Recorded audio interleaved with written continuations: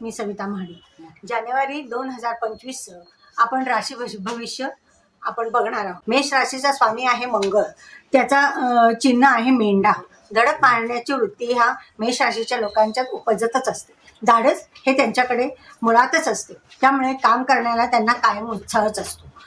आता जानेवारीमध्ये आपण जेव्हा भविष्य बघणार आहोत त्यावेळेला गुरु आपला वृषभेत आहे, म्हणजे मेष राशीच्या धनस्थानात आहे। त्याच्यानंतर शनी आहे, तो इच्छापूर्तीच्या स्थानामध्ये आहे। त्याच्यानंतर रवी बुध आहे।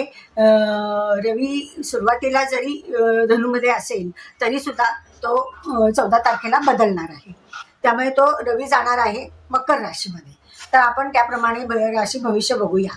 कसं आहे, चतुर्थातनं मंगळाचं भ्रमण आहे। ते मंगळाचं भ्रमण असल्यामुळे सुरुवातीला लग्नेश हा असल्यामुळे त्याला जास्त प्राधान्य द्यावं लागतं। लग्नेश जेव्हा चतुर्थातनं जातो आणि मंगळासारखा जेव्हा जो ग्रह असतो त्याच्यामध्ये काय होतं की हे थोडेसे ना घरामध्ये इमोशनल होतात। इमोशनल झाल्यामुळे घरातलं जे आहे त्यांच्याकडे त्यांच्या मनासारखं झालं नाही तर मे बी ह्यांच्यामध्ये चिडचिडेपणा हा येऊ शकतो। तर यांनी घरामध्ये वातावरण शांत ठेवावं, कम्युनिकेशन चांगलं ठेवावं। सगळ्या गोष्टी त्यांच्या मनाप्रमाणे होणारच आहेत, फक्त पॉझिटिव्ह थिंकिंग, सकारात्मक विचार यांनी या काळात पुरतं तरी नीट ठेवलं पाहिजे। त्याच्यानंतर तो वक्रीता आहेच, नंतर मिथुनेत जाणार आहे। मिथुनेत गेल्यावर मात्र ह्यांना खूप चांगल्या संधी मिळणार आहेत। परदेशातून त्यांना हव्या असलेल्या संधी जे वाट बघत आहेत त्याही मिळतील।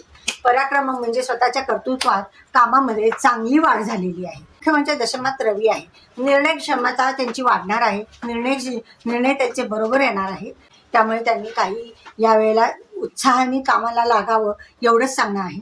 आणि शिवाय शनी जो आहे तो त्यांच्या इच्छापूर्तीच्या स्थानात आहे, त्यामुळे काय आहे स्वतःचं ते थोडंसं कंटाळा करण्याची शक्यता आहे। पण तुम्ही लक्षात ठेवा, नियमितपणा जर तुम्ही ठेवलात, शनीचं काम काय आहे नियमाने वागणं, अटी नियम हे जर तुम्ही पाळलं तर काही प्रश्न नाही। लवकर उठणे, स्वतःचं काम मॅनेजमेंटनी करणे, ते तुम्हाला काही प्रॉब्लेम येणार नाही आहे की कुठल्याच गोष्टीचा। एक तर चांगल्या स्थानात आहे तो आणि स्वराशीत असल्यामुळे आणि वायुतत्वाच्या राशीत असल्यामुळे तर हा तुम्हाला शनी चांगली आणि पॉझिटिव्ह फळं देणार आहे आणि देत आहे।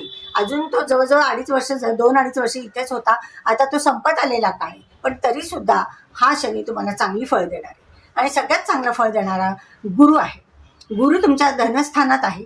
बघा, नोकरी व्यवसायाच्या ठिकाणी तुम्हाला पॉझिटिव्ह आहे, शत्रू जरा गप्प बसलेले आहेत, शत्रूंचा त्रासही तुम्हाला नाही आहे, त्यामुळे हा महिना तुम्हाला चांगला जाणार आहे, त्यामुळे त्याच्यात काही वादच नाही। त्यामुळे जानेवारी महिना, नवीन वर्ष, हे वर्षसुद्धा तुम्हाला चांगलंच जाणार आहे।